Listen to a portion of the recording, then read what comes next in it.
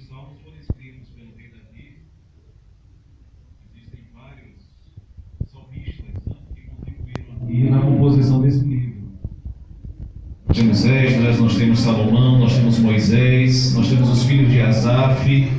Todos eles deram a sua porção de contribuição. E o rei Davi também foi o maior salmista de todos. Mas vamos para o capítulo 25, versículo 8. Todos acharam? Amém? Podemos ler? Então diz assim: bom e reto é o Senhor, por isso aponta o caminho aos pecadores, guia os humildes na justiça e ensina aos mansos o seu caminho. Todas as veredas do Senhor são misericórdia e verdade para os que guardam a sua aliança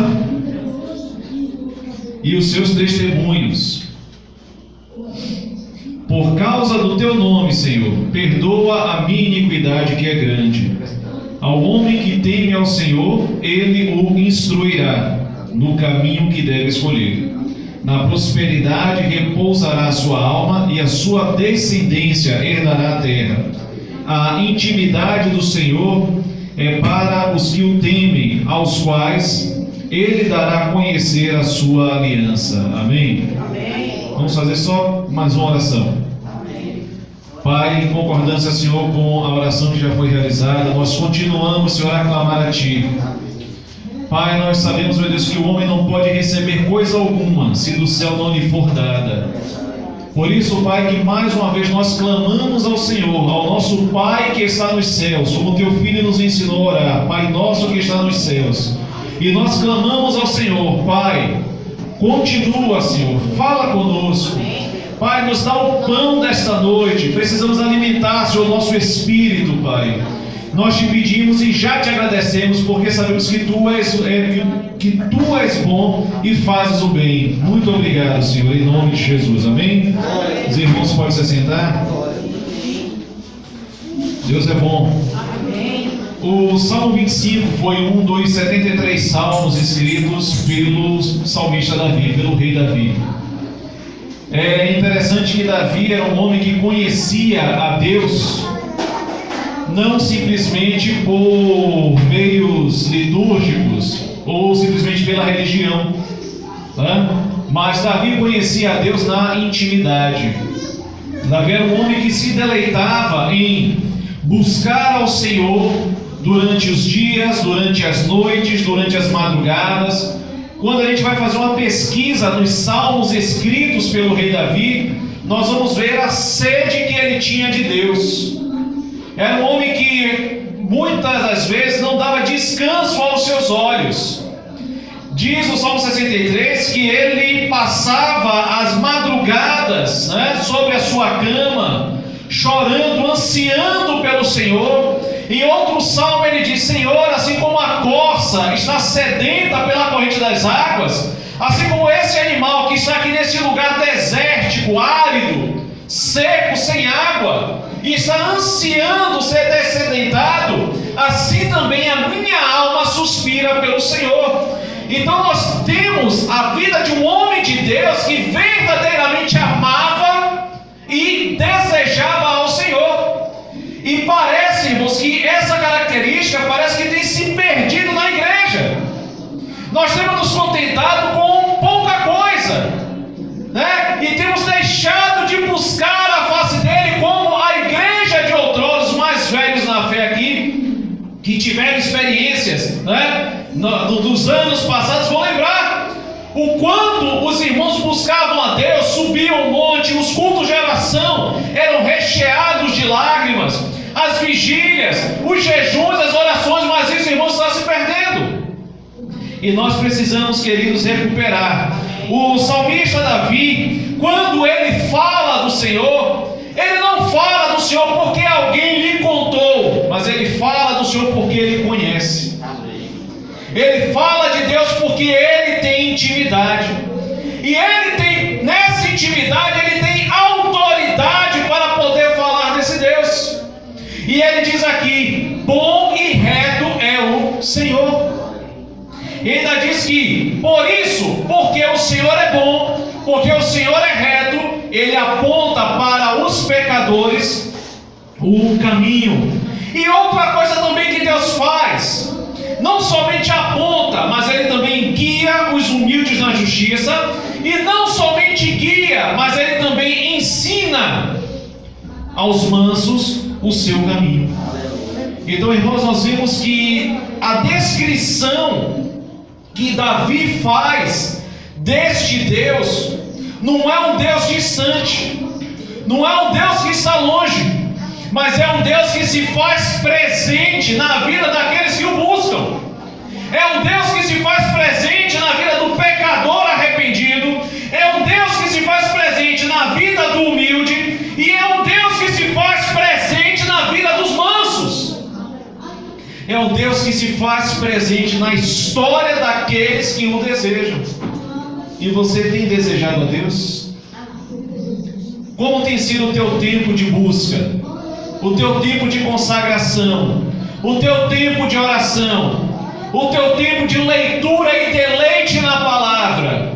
Como é que tem sido? Tem deixado os afazeres de casa, os afazeres do dia a dia, a correria louca deste mundo desenfreado, roubar o teu tempo? Davi continua aqui: todas as veredas do Senhor são misericórdia e verdade.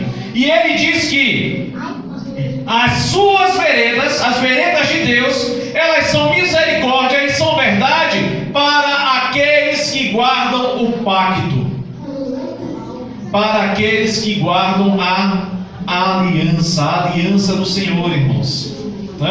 Geralmente, quando um homem vai desposar uma mulher, quando eles vão se casar, ali naquele casamento, naquela celebração, é celebrado um contrato, e ali nós temos as testemunhas presentes, e nesse contrato é firmado uma aliança entre o esposo e a sua esposa e vice-versa. E ambos têm o dever de serem fiéis a esta aliança.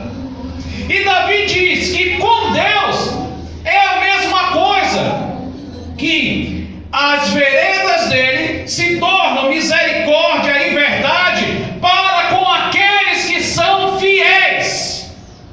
Deus não tem compromisso, irmãos, com o infiel. Deus não tem compromisso com aquele que não tem compromisso com Ele. O Senhor não tem compromisso com aquilo que não seja a sua palavra.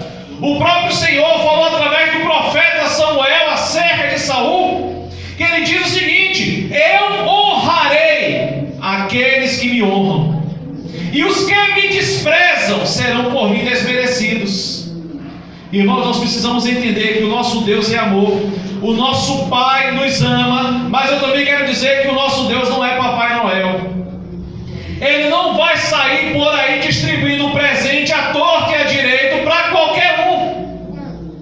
Ele ama e galardoa os seus filhos, aqueles que são fiéis à sua aliança, aqueles que não transgridem o seu pacto, aqueles que têm fidelidade para com Ele, porque as veredas dele se tornam misericórdia e verdade para aqueles que guardam o pacto feito com Ele, a aliança firmada com Ele.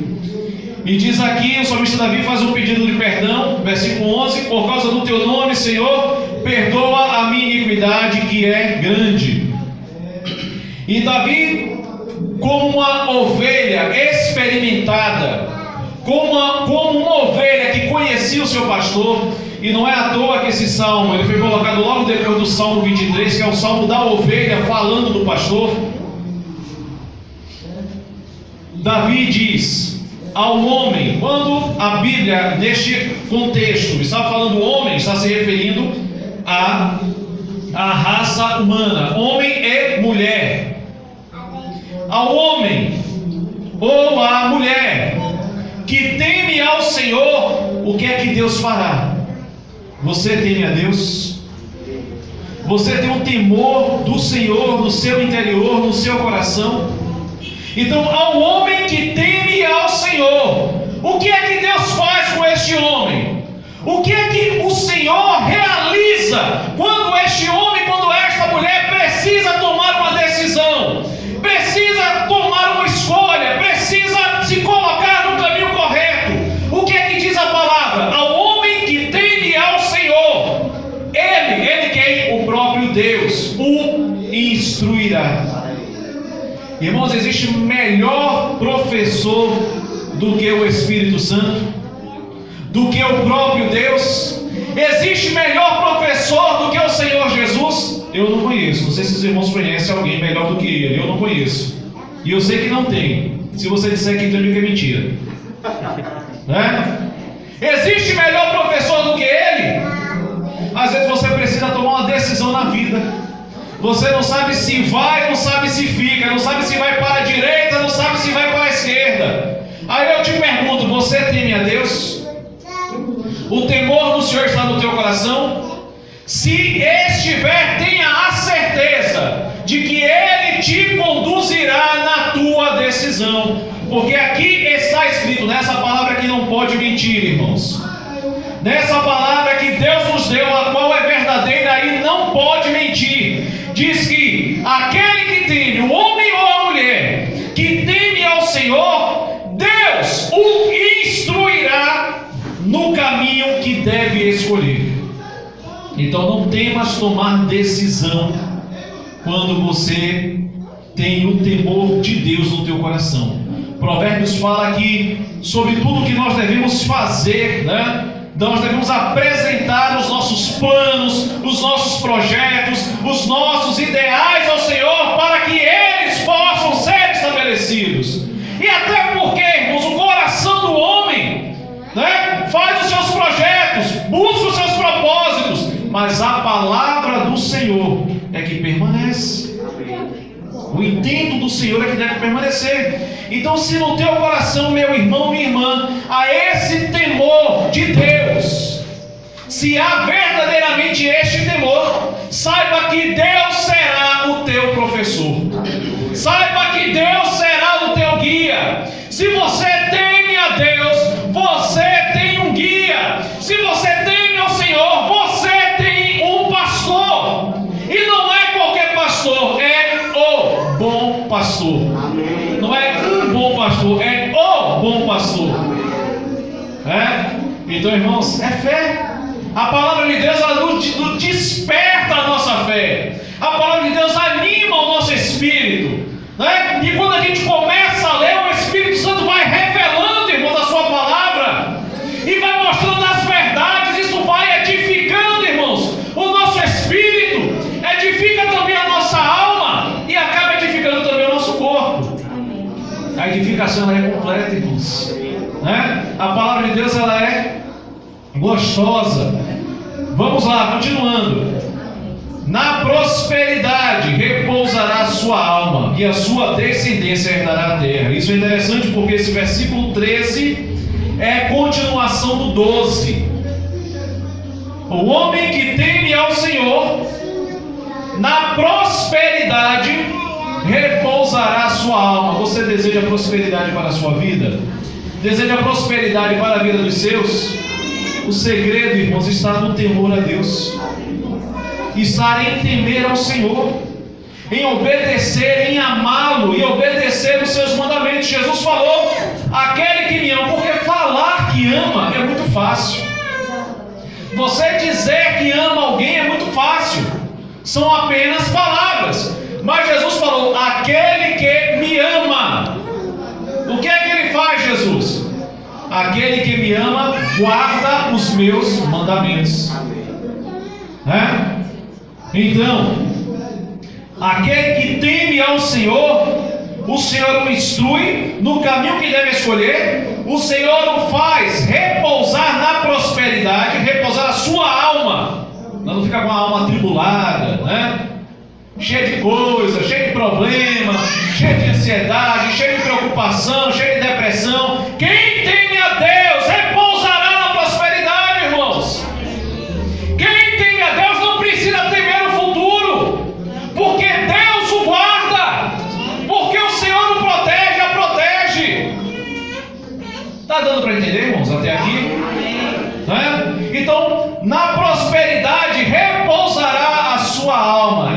pergunto, como é que está a sua alma nesta noite?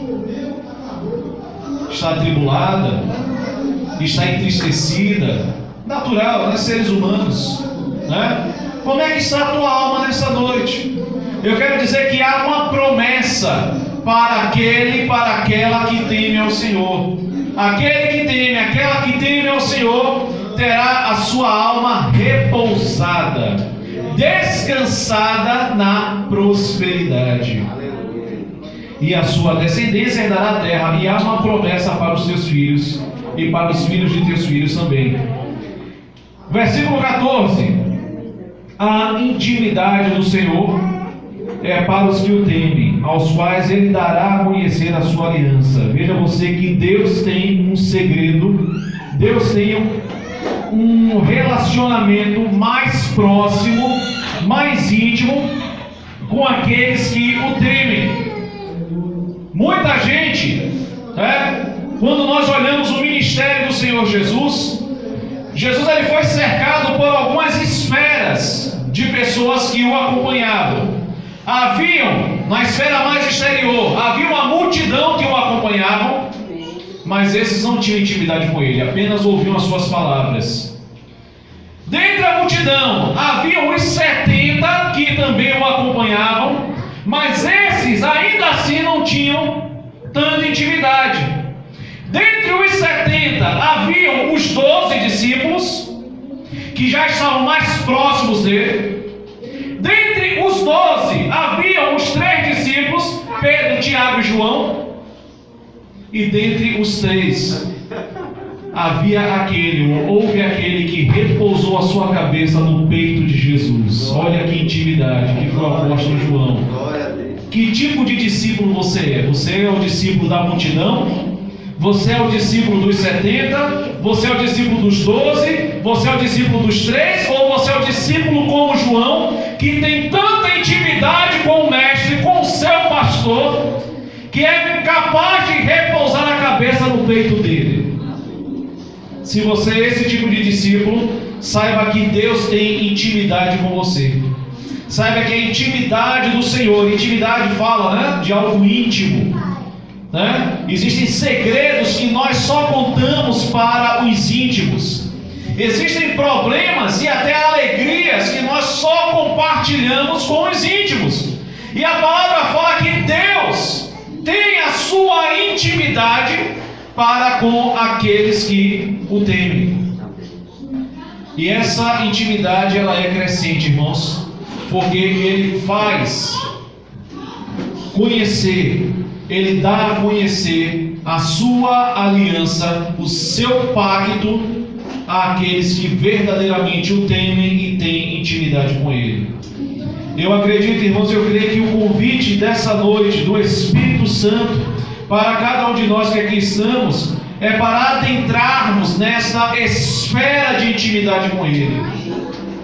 Eu não acredito que essa palavra tenha vindo por acaso, até porque os irmãos também oraram. Nós oramos e pedimos a Deus para falar conosco. Irmãos, quando Deus fala, quando, porque nem sempre é, a gente tem que ter um discernimento para isso. Mas quando Deus fala, a palavra que sai do trono dele, ela tem um poder, ela tem uma unção específica para poder realizar aquilo para o qual ela foi enviada.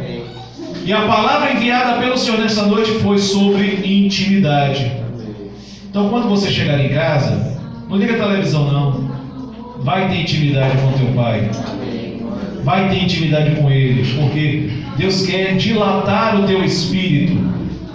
Deus quer dilatar você. Deus quer aumentar, a sua amplitude. Deus quer ampliar, o teu ser. O Senhor quer fazer Cristo crescer em você, te dar mais intimidade, mais comunhão. Mas aí depende também da tua busca. Depende também do teu posicionamento, amém? Que os nossos corações nessa noite sejam como a terra fértil, porque existem 4 tipos de terrenos, A semente que caiu no meio do caminho, no meio do caminho vieram as aves do céu e roubaram a semente. Aqui caiu no meio das pedras, até cresceu, mas quando veio o sol secou Aqui caiu entre os espinhos, os cuidados deste mundo não deixam a palavra frutificar, mas existe também a terra fértil, a boa terra, na qual, quando a semente, que é a palavra de Deus, ela é semeada, essa semente ela germina, brota, cresce e produz frutos. E que os frutos aqui sejam a 100 por 1. Amém? Em nome de Jesus. A igreja concorda com isso ou não concorda? Amém? Então, glória a Deus. Depende de você agora. Amém? Deus é bom. Glória a Deus.